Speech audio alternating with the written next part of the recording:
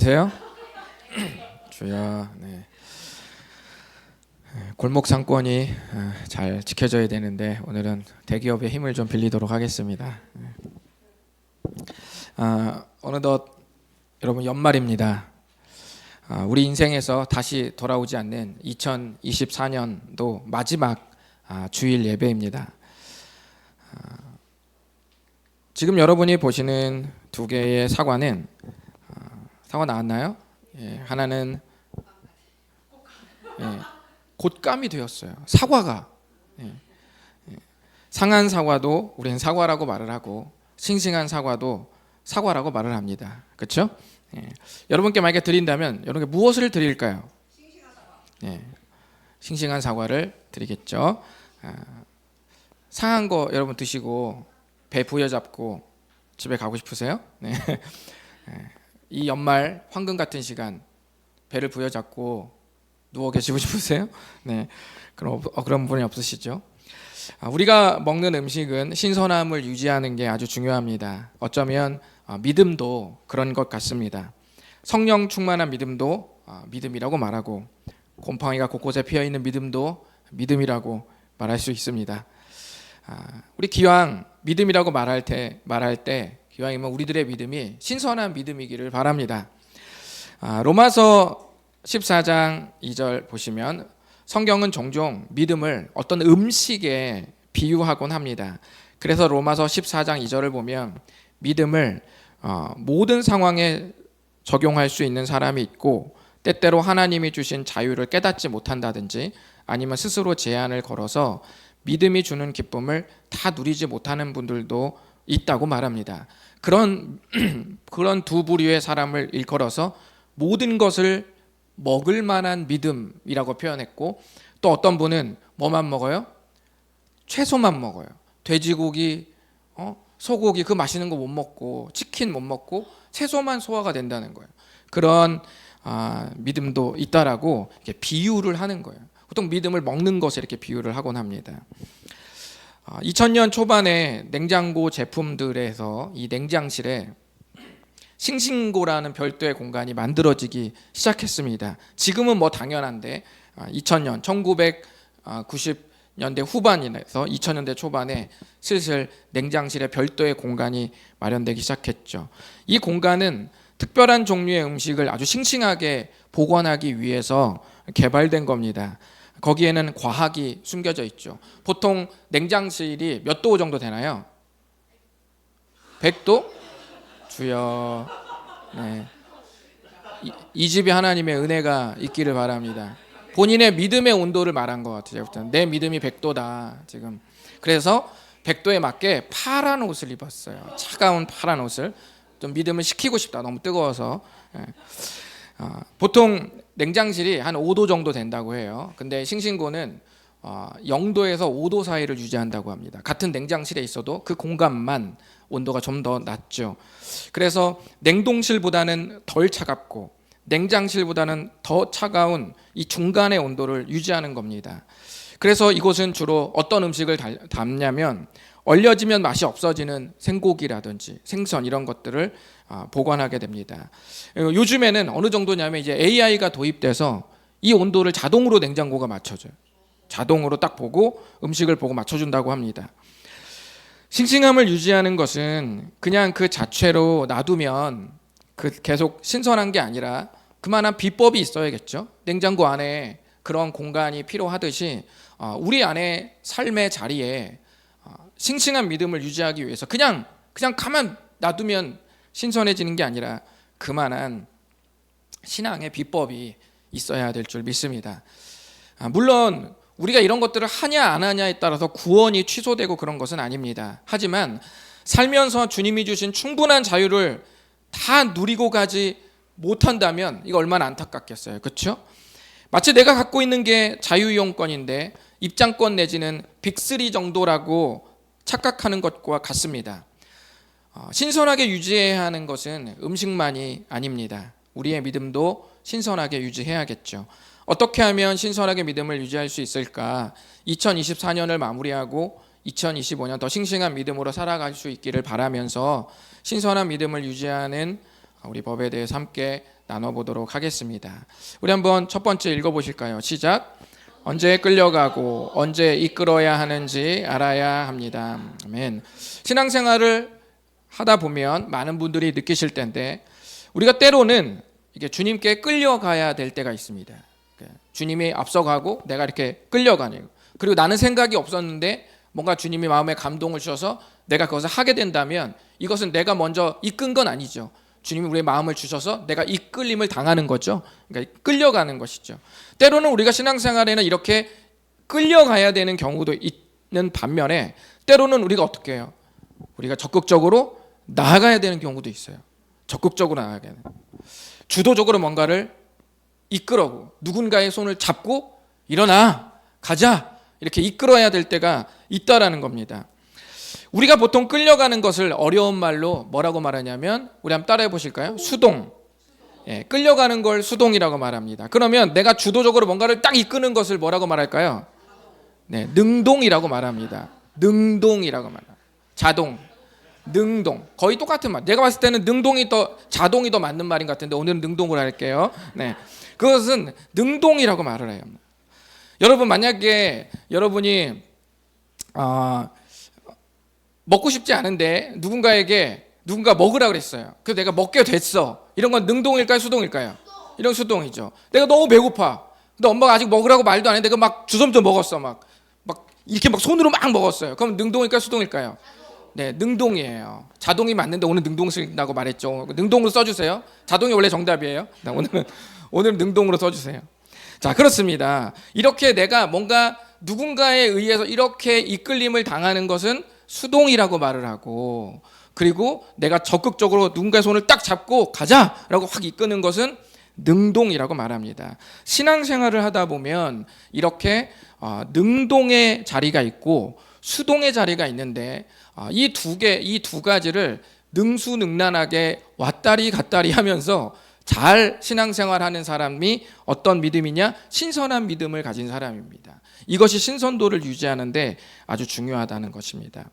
우리는 그동안 우리에게 주어진 자유가 욕심이라는 관을 통해서 나올 때의 모습 15가지와 또 성령을 통해서 나타날 때 열매 9가지를 함께 나누었습니다. 그 기억을 머리에 넣어 놓으시면서 갈라디아서 5장 24절 말씀을 다 같이 읽어보도록 하겠습니다. 시작. 그리스도 예수의 사람들은 육체와 함께 그 정욕과 탐심을 십자가에 못 박았느니라. 아멘. 성경은 우리를 향해서 뭐라고 말하냐면 그리스도 예수의 사람들이다 라고 이렇게 말합니다. 우리를 갖다가 뭐라고 말했다고요? 그리스도 예수의 사람들이다 라고 말했습니다. 성경을 보면 예수님을 믿는 사람들을 부르는 말들이 있어요. 아주 다양하게 부릅니다. 제가 다 뽑아온 건 아니지만 보통 예수님을 믿게 되면 성경에 그런 사람들을 뭐라고 말하냐면 하나님의 자녀, 그리스도의 신부, 하나님의 백성, 제자, 그리스도의 군사, 양무리 라고 이렇게 보통 말합니다. 이렇게 부를 때는 어때요? 부르는 그 호칭에 따라서 강조점도 조금씩 다릅니다. 만약에 하나님의 자녀라고 불렀다면 뭘 강조할까요? 우리를 보호하시는 관계의 강조. 가까우면서도 우리를 보호하시는 그 하나님의 관계를 강조하고, 그리스도의 신부는 뭘 관계할까요? 사랑스러운 관계다. 사랑의 관계라는 걸 강조하고, 하나님의 백성은 뭘 강조할까요?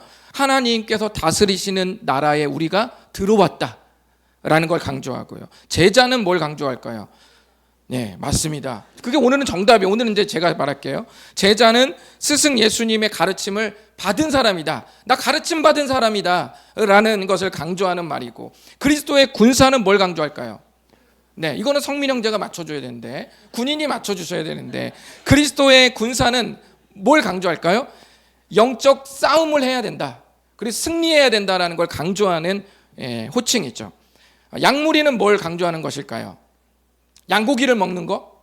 이거 아니죠. 양무리는 뭘 강조해요? 철저하게 하나님의 인도하심을 받아야 된다. 양은 목자의 보호를 확실하게 받잖아요. 목자의 인도를 받잖아요. 그것처럼 양무리는 철저하게 하나님의 인도하심을 받는 사람들이 우리들이다 라는 걸 강조하는 말입니다. 그렇다면 그리스도 예수의 사람들이라고 말한 이 말, 그리스도 예수의 사람들이라고 말한 이 말은 무엇을 강조할까요? 그것은 24절, 아까 우리가 봤던 24절에 답이 있습니다. 다시 24절을 보면 그 말을 풀어주고 있죠. 그리스도 예수의 사람들이 어떤 사람들이에요?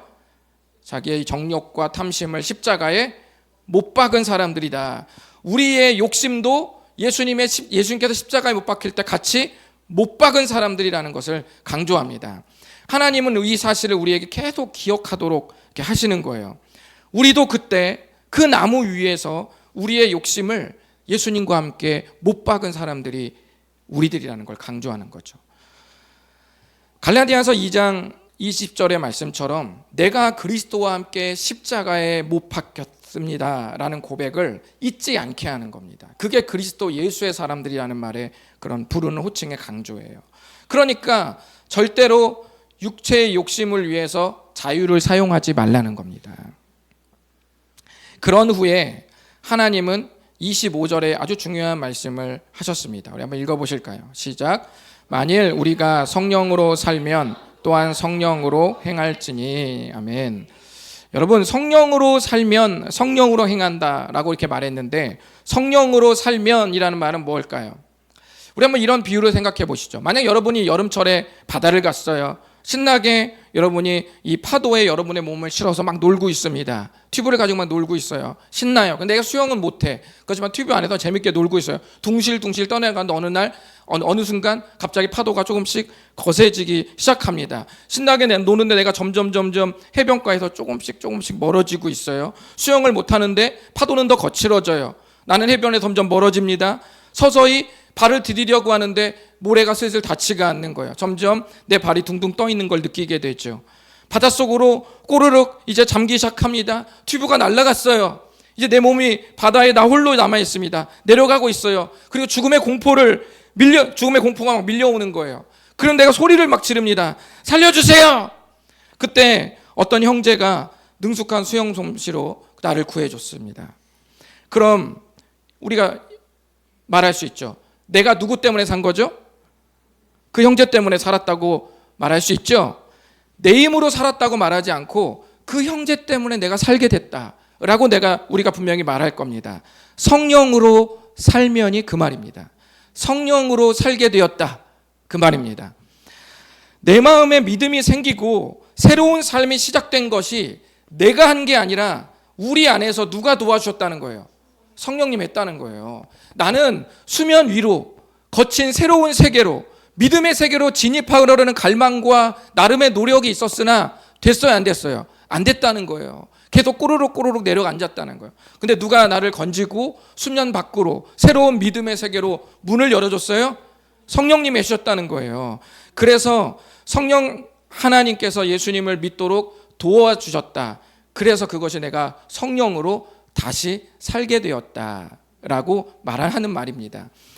우리가 일방적으로 성령님의 도우심을 받은 거죠. 그렇다면 여기서 우리가 능동과 수동, 자동 쓰지 마, 자동이라고 말하지 마요. 능동과 수동 이 둘 중에서 내가 온전히 성령님의 도우심을 받아서 살게 되었다라고 말할 땐 능동 같으세요? 수동 같으세요? 수동인데 이거. 내가 산 게 아니라 내가 그 성령님으로부터 이렇게 살림을 받았잖아요. 예? 예. 잘했어요. 능동이 만든 것 같아. 내가 봤을 때 능동이 맞아. 근데 오늘은 수동이라고 말할게요. 네. 자, 그래서 이 수동이에요. 성령으로 내가 살림을 받았기 때문에 수동이라고 말할 수 있죠. 그런데 다시 25절을 보면 성령으로 살면 또한 성령으로 행할지니라고 말했어요. 그러면 성령으로 행한다는 말은 능동일까요? 수동일까요? 수동일까요? 능동일까요? 능동이에요. 막 우리 윙기가 속으로 막 입으로 저한테 표시를 해요. 능동 막 그래서 능동이 맞아요. 우리 잘 알고 있어요. 이게 능동입니다. 성령으로 살았다는 것은 수동이고 성령으로 적극적으로 우리가 이제 행해야 된다라는 그 말은 능동입니다. 우리가 모든 신앙생활은 수동과 능동의 결합입니다. 여러분이 만약에 엄마가 우리 여러분 주플 어린이들한테 엄마가 편의점에 갔다 오라고 이제 시켰어요. 야, 콜라 한 병 사와라. 라고 그러면 그때는 뭐예요? 수동이에요, 능동이에요? 수동이죠. 왜냐면 나는 갈 생각이 없었잖아요. 근데 엄마가 나한테 얘기했잖아요. 그래서 내가 그것을 이제 따르려고 이제 하는 거예요. 그때는 수동이죠. 왜냐면 내가 하려고 한 게 아니니까. 근데 그 다음에 이제 내가 겨울철에 내가 이제 빤스만 입고 있었는데 내가 이제 잠바도 입고 옷도 입고 이거 가야 되잖아요. 그건 누가 해야 돼요? 그건 내가 해야죠. 맞아요. 자동이에요. 그러니까 능동보다 더 레벨이 높은 게 뭐예요? 자동이에요. 그러니까 자동 우리가 해야 되는데 우리가 자동으로 못 하잖아요. 그러니까 능동이에요. 그때부터는 우리가 신발을 신고 내려가서 편의점에 가서 콜라를 사오고 이 모든 행동들은 전부 뭐냐면 능동입니다. 그래서 성령으로 살면 또한 성령으로 행할지니는 수동과 능동이 결합됐다는 말이에요. 신앙생활은 이렇게 두 가지가 함께 결합된 게 신앙생활이고, 우리가 신앙생활을 할 때 이 두 가지를 절묘하게 지혜롭게 잘 헤아리면서 움직이는 것이 아주 중요한 핵심입니다. 근데 어떤 사람은 이거 거꾸로 가는 사람이 있어요. 내가 하고 싶을 때 막 하고, 주님이 또 감동을 줄 때는 어떻게 해요? 절대 안 하는 거예요. 나는 내가 하기 전까지는 절대 하지 않겠다. 그때는 기다림을 엄청 잘 기다려요. 근데 또 자기가 좋은 거는 또 기다려 못 기다려요. 그건 또 못 기다려. 그러니까 이런 거 어떤 사람이냐면 수동과 능동이 막 뒤섞인 사람들인 거예요. 그러니까 이런 것들이 우리가 헤아리는 게 아주 중요합니다. 우리 신앙생활에는 겸손하게 도우심을 받기를 기다려야 할 때가 있고, 또 적극적으로 싸우고 순종해야 할 때가 있습니다. 이 두 가지를 잘 아는 게 우리 믿음을 신선하게 유지하는 비법입니다. 은혜는 받아야 됩니다. 수동적이죠. 은혜의 근원과 은혜의 물줄기는 나에게서 나오지 않기 때문에 온전히 받아야 돼요. 이런 건 수동입니다. 그런데 그 은혜를 받은 다음에 그 감사한 마음으로 적극적으로 살아가려고 애를 쓰는 것은 누구의 영역이에요? 나의 힘이에요. 내가 그렇게 해야 되는 것이죠. 마냥 기다리는 게 아니라 순종하면서 앞으로 나아가야 됩니다. 능동적이어야 된다는 말이죠. 이 두 자리를 정확히 구분하고 나아갈 때 싱싱한 믿음을 유지할 수 있습니다. 합격을 위해서 기도만 하면 되나요? 안 되죠.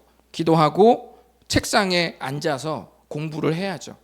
이 두 개가 같이 되는 거예요. 물론 우리의 모든 삶을 주님께서 주관하여 주기 때문에 주님이 붙게 해주셨다고 말할 수 있지만, 그러나 기도만 하는 것으로는 안 돼요. 제가 고3 때 그렇게 해봤거든요. 고3 때 기도만 하고 공부를 안 했더니 수능에 떨어지더라고요. 그래서 제가 재수했잖아요. 그러니까 재수하고 싶은 사람은 기도만 하세요. 그리고 재수를 안 하고 싶다라고 하는 우리 주풀청풀 친구들은 기도하고 공부하세요. 아셨죠? 수동과 능동을 같이 하세요. 이 두 가지가 우리에게 필요한 거죠. 하나님께서 이스라엘 백성, 하나님의 백성들에게 가나안 땅을 약속하셨죠? 이미 주셨어요. 가기 전에 내가 줬다라고 말했어요. 근데 그럼 가서 그냥 차지했나요? 아니죠. 싸워서 정복했죠. 수동과 능동이 같이 이루어지는 겁니다. 출애굽기 17장을 보면 이스라엘 하나님의 백성이 아말렉이라는 아주 잔인한 민족과 싸우기 시작했어요. 싸우기 시작하는데 거기에 보면 여러 역할들이 나옵니다. 모세가 어떻게 하고 있어요? 모세가 손을 들고 기도하고 있어요. 그죠? 아론과 미리암이 어떻게 하고 있어요? 모세가 손을 들고 기도하는데 오랫동안 기도하니까 손이 아프니까 어떻게 해요? 손을 옆에서 보조해서 받쳐주고 있어요. 그러니까 도와주는 사람이 있죠. 예. 그리고 이렇게 손을 드는 사람이 있고, 그리고 백성들은 뭐 했어요? 실제로 아말렉의 군사들과 싸웠죠. 그러니까 공동체와 신앙은 다 뭐와의 결합이에요? 수동과 능동의 결합이에요. 기도를 우리 열심히 해주는 사람도 필요하고, 전면에서 뛰는 사람도 필요하고, 그리고 전면에서 뛰는 것을 응원하고 돕는 사람도 필요한 겁니다. 모든 구성원은 똑같은 역할을 하지 않는 거예요. 각자가 저마다 자기 자리에서 할 수 있는 것을 최선을 다해서 하는 겁니다. 그럴 때 아주 내 신앙의 삶과 교회 공동체가 잘 굴러가는 것이죠.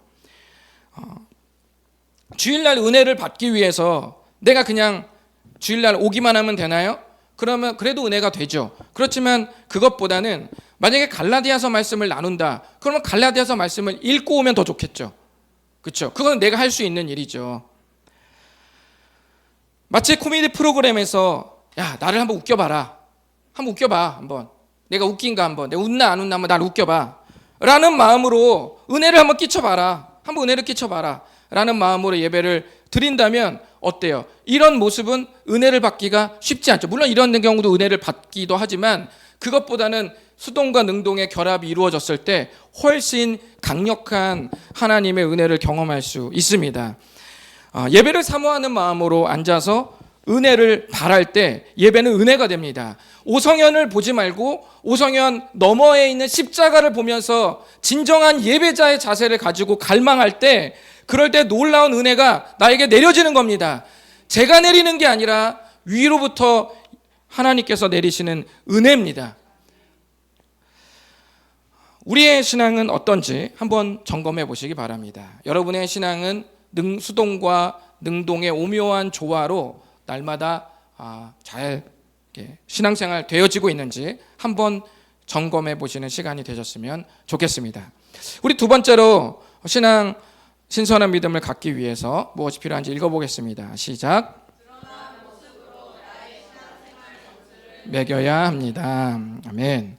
네, 드러난 모습으로 나의 신앙생활 점수를 매겨야 합니다. 드러난 것으로. 우리의 신앙은 내면도 있죠. 우리의 마음도 있잖아요. 우리의 마음도 있고 마음에서 드러난 것도 있는데, 내가 나를 평가할 때는 뭘로 평가해요? 드러난 걸로 평가해줘요. 그럼 내가 남을 평가할 때는 어떻게 할까요? 다른 사람 평가할 때는 그 마음으로 평가하는 거예요. 이 두 개가 바뀌면은 큰일이 납니다.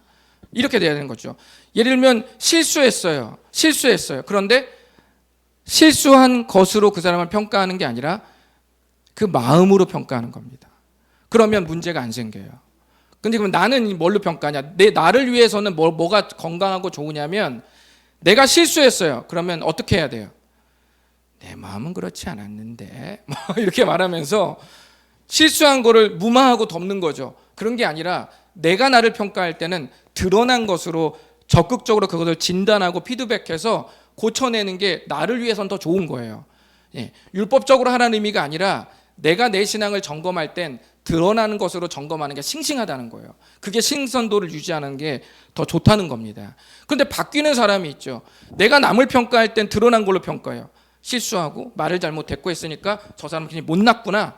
근데 내가 나를 평가할 때 어떻게 해요? 나는 그래도 하나님을 사랑하고 있지. 나는 그래도 내 마음에 주님을 갈망하는 마음이 있지. 그래도 나는, 그럼 내 내면으로 나를 점수를 매기는 거예요. 다른 사람은 뭘로 매겨요? 마음이 주님을 사랑하고 말고 간에 드러난 걸로 점수 매기는 거죠. 이것은 그 잣대가 거꾸로 된 겁니다.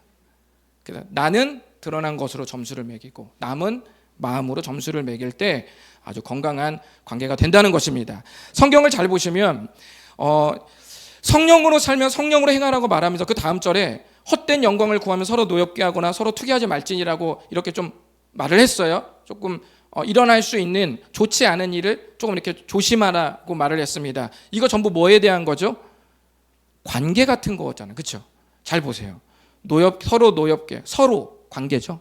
서로 투기하지 마라, 관계죠. 그러니까 언제나 신앙의 틈새와 균열은 어디서 나타난다는 거예요? 관계에서 균열이 나온다는 거예요. 그래서 바울이 여러 가지 영역을 진단할 수 있어요. 성령으로 살면 성령으로 행하라 그러면 우리의 삶이 얼마나 가지수가 많아요. 그렇죠? 그런데 그 중에서 주로 어디를 탁 꼬집어서 말해요? 관계를 딱 꼬집어서 말하죠.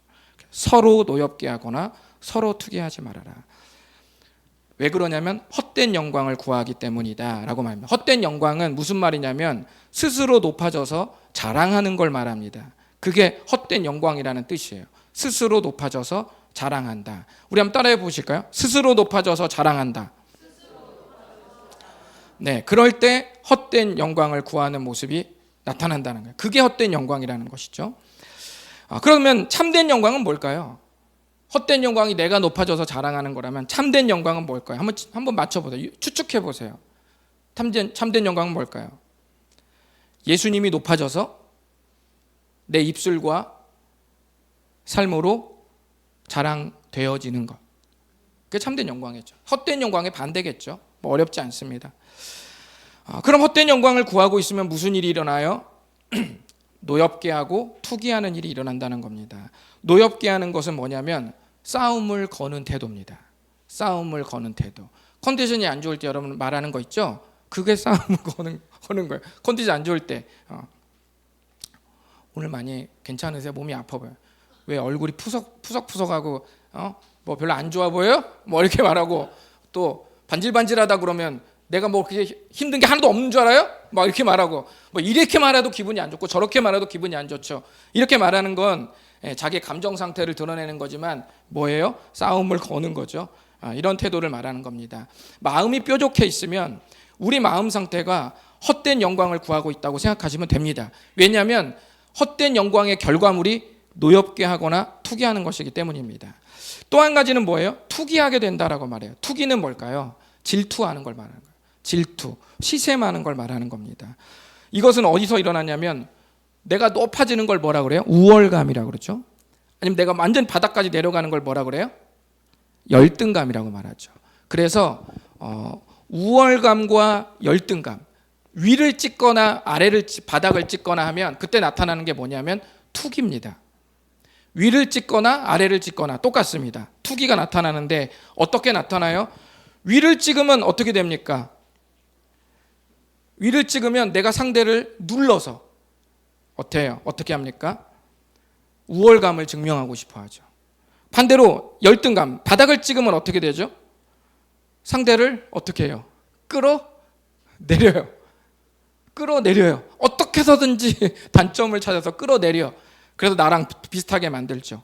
그러니까 우월감과 열등감은 질투의 또 다른 통로이기도 합니다. 이런 감정에 휩싸여 있다면 우리는 헛된 영광을 구하고 있는 것이죠. 이런 모습이 나타나는 것은 성령으로 살고 성령으로 행하는 삶이 아니라는 말입니다. 제가 종종 많은 사람에게 물으면 아까 서두에 말씀드린 것처럼 항상 내가 상대를 향해서 점수를 매기는 것과 내가 나를 점수를 매기는 잣대가 늘 반대로 되어 있는 사람들을 제가 많이 만나봅니다. 오늘 이 말씀을 통해서 나한테는 드러난 모습으로 신앙생활 점수를 매기고 남에게는 그 마음속에 품은 그 마음을 가지고 신앙생활 점수를 매기셨으면 좋겠습니다. 에베소서 1장 23절은 교회가 그리스도의 몸이라고 했습니다. 그리고 마태복음 5장 13절과 14절에서는 우리가 세상의 빛과 소금이라고 말을 했습니다. 이 두 가지 구절, 이 두 개의 구절은 우리가 교회 공동체에서 어떻게 드러나야 하며 밖에서 어떻게 드러나야 되는지를 잘 보여주는 표현입니다. 예수님을 사랑하는 분 한번 손 들어 보시죠. 예수님을 사랑하는 분, 네, 손 내리세요. 네. 오늘 새로 오신 분도 손을 들었어요. 너무 멋집니다. 네. 예수님을 사랑하는 분들이 아마 부끄러워서 손을 못 드신 분도 있으시겠지만 아마 대부분 손을 드실 겁니다. 나는 예수님을 사랑한다. 근데 교회가 예수님의 몸이래요. 그럼 예수님을 사랑하면 예수님의 몸을 사랑할 수 있나요? 예수님을 사랑하면 예수님의 몸을 사랑할 수 있나요? 맞죠? 네. 제가 진열 형제를 사랑한다는 것은 진열 형제의 몸이 아니라 진열 형제의 모든 자세와 그의 모든 이런저런 모든 모습까지도 같이 사랑한다는 모습이죠. 그 말이죠.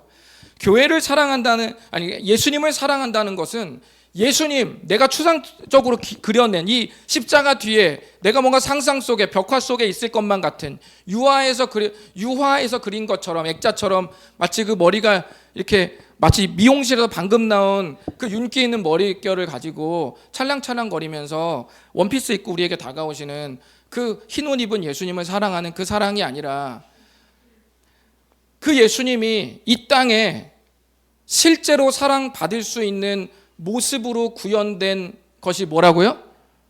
교회라는 거예요. 교회는 그리스도의 몸이다. 그러므로 예수님을 사랑한다는 것은 교회를 사랑한다는 말입니다.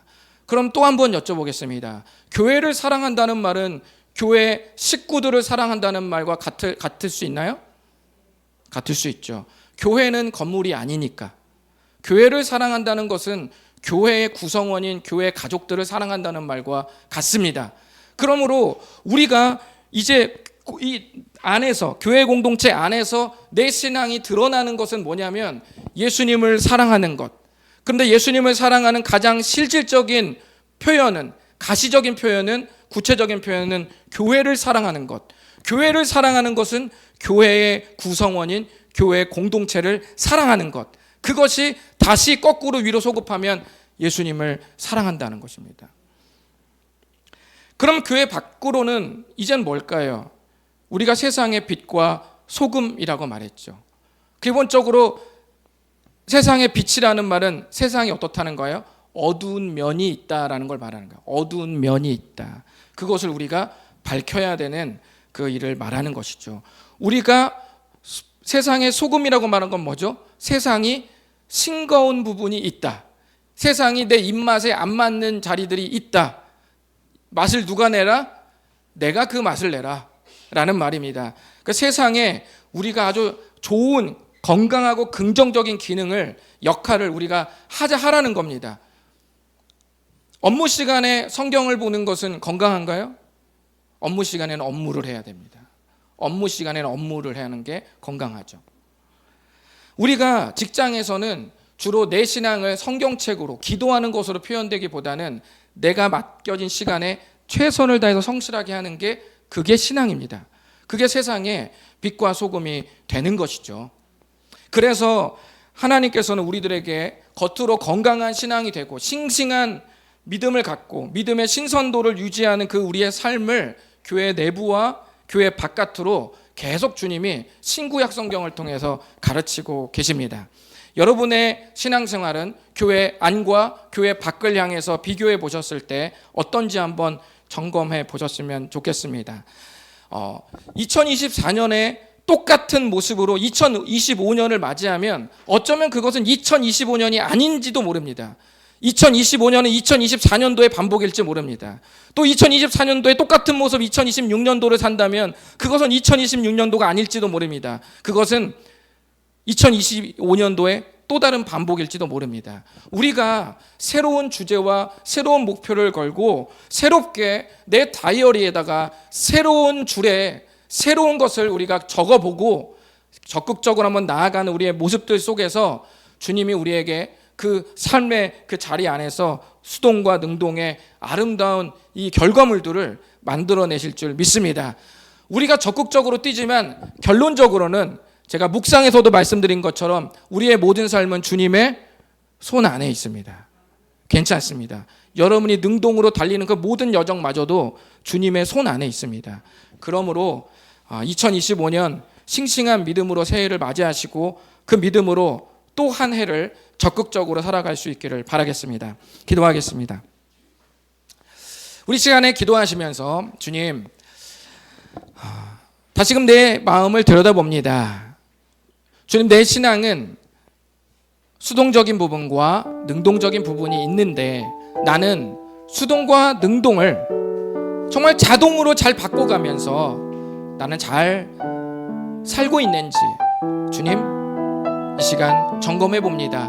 주님, 이제부터 제가 내 삶에 주님께 이끌려갈 때는 제가 모든 힘을 풀고 주님께 이끌려가겠습니다. 그리고 내가 누군가의 손을 잡고 적극적으로 나아가야 할 때는 또 능동적으로 손을 잡고 나아가겠습니다. 주님, 도와주시옵소서. 주님, 또한 제가 온전히 주님께 예수님을 사랑하는 그 모습으로, 그 드러난 모습으로 나를 날마다 평가하면서 하루하루 나를 또 건강한 믿음의 또 신선한 믿음으로 제가 유지하면서 나아가 보겠습니다. 주님, 도와주십시오. 나의 모든 능동과 수동마저도 주님의 손 안에 있음을 고백하면서 주님 앞에 나아갑니다. 주님, 역사해 주시옵소서. 2024년도에 반복이고 싶지 않습니다. 새로운 2025년도가 되었으면 좋겠습니다. 주님, 도와주시옵소서. 다 같이 기도하며 나아가시겠습니다. 주님, 감사합니다. 우리를 사랑하신 그 주님께 온전히 믿음으로 나아가기를 원합니다. 하나님은 살아계시고 우리의 모든 것 되십니다. 나의 영원한 반석이 되시고 나의 영원한 사랑이시며 나의 영원한 모든 것 되신 전부 되신 그 주님께 믿음으로 나아갑니다. 주님, 우리의 처음과 마지막이 되시는 그분께 내 마음을 드리며 내 삶의 자리를 드리며 내 사역을